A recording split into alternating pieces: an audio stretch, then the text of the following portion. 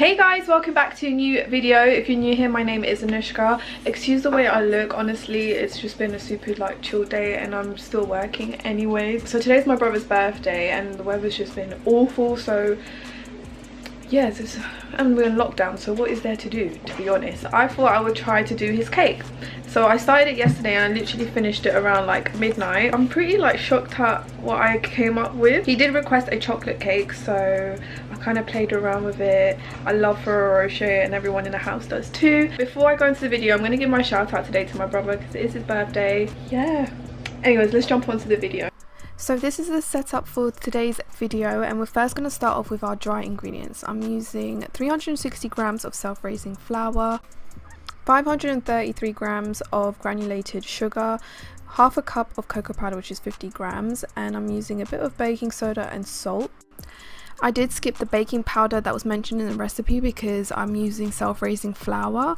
If you're not, then do put in the baking powder, but you want to give this a good mix and set this aside. Now in another bowl we're going to mix all our wet ingredients, starting off with 3/4 of a cup of vegetable oil. You want to put that in.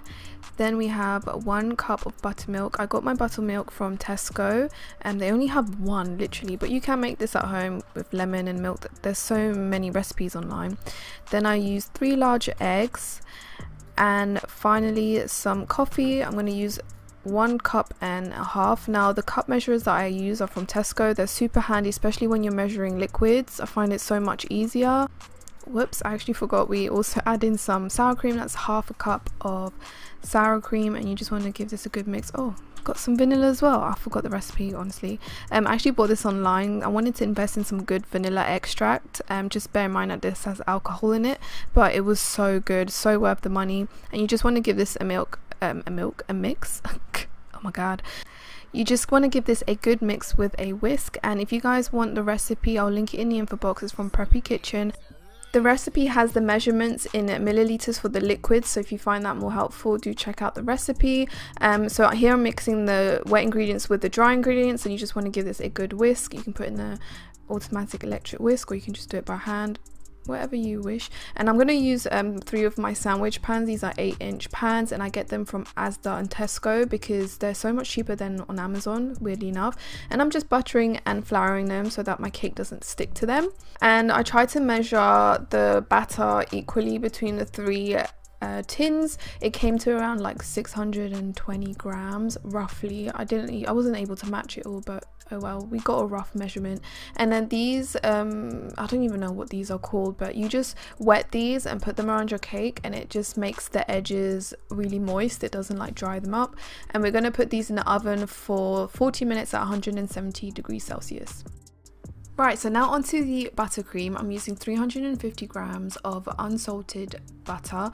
This is just from Tesco, and I make sure I leave it at room temperature so it can get a bit soft. And you really want to whisk this until it becomes a much paler color like this.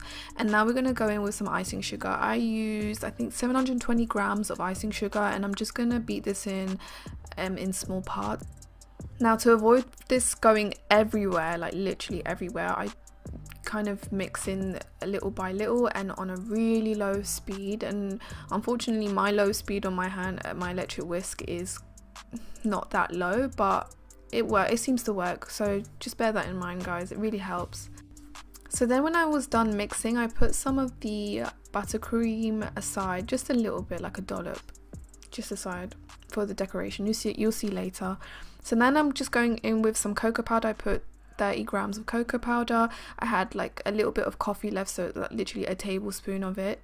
And then I'm going to go in with some of my vanilla extract, which smells amazing. And we're going to do 1/4 cup of whipping cream. I just want to give this a good mix. I find this so satisfying. Look at that. Look at everything just combining. So now I'm going in with a bit of dark chocolate. This is 45 grams of dark chocolate, 72%, with 2 tablespoons of double cream, and you put it in the microwave for 30 seconds and it just becomes this thick paste. I didn't put all of it in, I put half of it because I don't want the buttercream to be too strong. I'm not the biggest fan, actually I'm not a fan at all of dark chocolate. I mean, who is? It just tastes nasty. It's nasty. But I'm just scraping out the edges and making sure everything's nicely mixed. And we're going to put this aside. I took 10 Ferrero Rochers because obviously this is the theme of the cake, and I took 10 of them and crushed it into this basically. And I think I took like 3 or 4 big tablespoons, just enough to like fill it in between my cakes, so like just 2 layers. So I just, whatever you feel comfortable with, I put like 3 or 4 big tablespoons, and I'm just mixing it with our crushed Ferrero Rocher like so. And if you're into baking, you guys need these spatulas because they're amazing. Like, I can't bake without this. I need to buy more. I've only got 2 and I feel like I need more. So once that's done, I'm just going to put this to the side and we're going to start getting our cakes out. So I let my cakes cool for like 10 minutes before I started doing this. They were still quite hot. I kind of took a knife and scraped the edges and then kind of like tapped it to get it out of the tin. I don't know what it is with me, but I always seem to mess this bit up. I don't know if I'm too rough, but this one came out pretty well. Like, with a few taps, it came out. And you want it to be still kind of hot for it to slip out of the tin, not completely cooled down. I feel like it would be harder to get it out. So this one was struggling. This is just real time, guys, no joke. So I scraped around the edges again, and that just seemed to do the job, and it came out easily. Now this one broke. Look at that. But you know, you can always fix it, don't worry. So I got this thing, I don't know, what is this? The thing that you fry your eggs with, I don't know what it's called now. I know the names, but it just never comes to my mind when I'm doing voiceovers or when I'm filming. But anyways, I just placed that on top of the cake and voila, it was fixed. Don't be disheartened, guys, you can always fix the issue. So I let that cool completely, and now I am leveling one of the cakes because one of them kind of had a mountain and you want them straight, because if you keep that, it's going to make your cake look dodgy. So I'm just leveling it to the same size as the cake, so only part of the cake came off, not the whole top. The reason why I put those damp cloths around the cake tins before putting them in the oven is to avoid this, but I don't know why this one didn't work. I don't know. But guys, I ordered a little mini palette knife. I had a massive one, which is helpful, but it's too big. This was a lifesaver. It's so precise. Anyways, I got my cake turntable and a cake plate that I got on Amazon. I put a little bit of buttercream to stick the first layer cake on. Look, I don't even know what the hell I'm saying right now. And we're starting with our first layer of buttercream, the one where we mixed with the Ferrero Rocher, and we're just going to smooth this and do a nice thick layer of it. Not too thick though, because obviously I'm trying to take the feedback from my family and they said don't put too much, it's too sweet. I mean, it's a cake, what else is it supposed to be? And now we're going in with the second layer, and with our second layer of Ferrero Rocher buttercream. So satisfying, guys.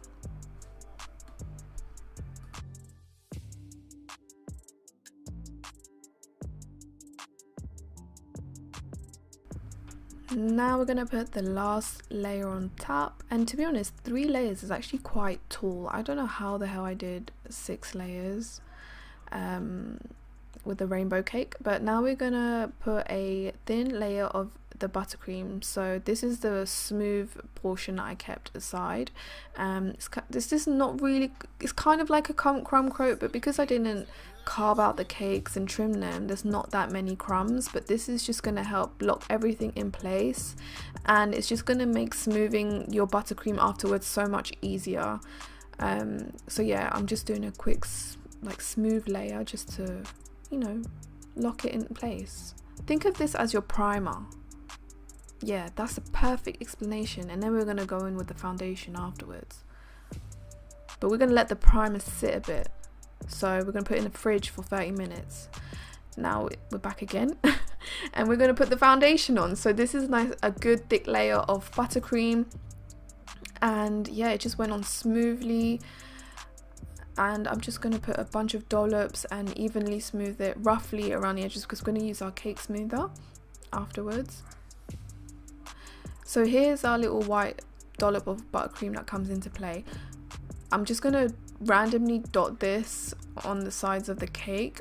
My goal was to get this kind of like artistic look, you know, but it just didn't really work out. It kind of did, but not to how I wanted. It just didn't turn out how I wanted it to be, basically. So but you guys know what I mean. See, look, this is what I was trying to go for, but I kept smoothing and it was just all mixing together. And I got a really large cake smoother from Amazon. I'll try and link all my tools that I use. They're so affordable. It's a pain to have them all, but I wouldn't be able to do my cake without these tools. So now I'm just like smoothing and taking off any of the excess. So basically the white's completely gone. It's done this cool blend, like a slight blend, but I wanted more of that kind of blend, like right here. But it just disappeared afterwards because I kept smoothing away. So here, because I've done like a nice smooth layer, you want to take off any excess off your cake smoother before you go back at the cake again. And I'm doing the same here. I'm using my palette knife from outwards towards the inside of the cake. I'm just smoothing the edges so we get a nice corner, like a nice edge on the rim. So yeah, I'm just trying to clean up the cake basically. But every time you touch the cake and there's buttercream, wipe it off basically at this step, because you're just going to mess it up even more. So here I just wiped off the excess and went back at it again. I don't even know if I'm making sense. So here I made some chocolate ganache for the drip. I'm just putting some in a like sandwich bag, and I just use a mix of dark chocolate and milk chocolate for this, and a random amount of double cream, and it just made this drip. Just play around with it and test it on the side of a cup before you start dripping. But I think this was like the most perfect drip, and it's so weird because I randomly measured this. But you can always play around with it. Like if it's too thick, add more double cream and warm it up in the microwave. It's the quickest thing ever, but I'm so happy with this drip. I just trimmed a little corner of the sandwich bag, by the way. And yeah, you want to be quite patient here. I'm like fast forwarding it, but be patient with this. You don't want to mess it up. You come too far to mess it up, guys. So just to dry the drip and so that it doesn't touch the bottom of the cake, I'm just like fanning it so it can dry quickly. I had a little mistake on the top, like a dent, so I fixed that. So here I'm taking a piping bag, and I took one of these heads that I wanted, like it kind of creates those little swells. And in cling film, I'm just going to put some of the chocolate buttercream along with the rest of the white buttercream. And we're just going to wrap this up like this, like a little package, and then cut the edge, like the end, and we're going to put this into the piping bag. And it's just so much easier, and this is just going to create a nice swirl effect with the two colors. And just swatch it on like on the side of a bowl or something, and then go in and start doing your swirls. I mean, I'm not the perfect at this, to be honest, like measuring how much distance should be between each swirl, but it turned out okay in the end. And it looks so pretty, like the white and the chocolate blend. It was so nice. I was so proud of myself. I mean, I didn't invent this, but it looks so pretty. And then I filled the edges with like a little dollop of buttercream, and on the little dollops I stuck a Ferrero Rocher on top, and literally this just finished the cake for me. It looks so beautiful. I was gonna dust some like chocolate powder on top, but I was like, nah, I'm not gonna touch anymore. And look, I was so proud of my cake. I mean, let's not forget last year when I tried to do this. What the hell was I thinking, and why the hell did I think this was okay to put on YouTube? But anyways, here's the final result. It just shows how time and practice helps. I was so proud of my cake. I mean, I look like I came out of hibernation, so ignore that, but the cake looks absolutely gorgeous. I was so proud of myself. I mean, I could definitely improve, but I never in a million years would I have thought that I could do a cake like this. So if I can do it, you guys can definitely do it too. My birthday is going to be next week, so give me some ideas of what I should do for my birthday, guys. And look at the close-up, it's so beautiful. I'm so proud. We got some candles from Tesco, which was super cute, made it kind of look retro, you know. I mean, it was £2, but you know, still added some effect. My little brother helped me to light up the candles, and it looks so beautiful, guys. I would literally pay for this cake if I would say so myself, you know. And I was really proud of the sponge and the layers. It looked really good, and it was so moist and fluffy and chocolatey. It's not too rich. And yeah, I basically cut the cake like Kylie Jenner. Oh my god, like, it's so ugly. But anyways, I'm going to end the video here. I ate the cake basically. It was so good. And yeah, just thank you guys for watching, and I hope you enjoyed. Bye.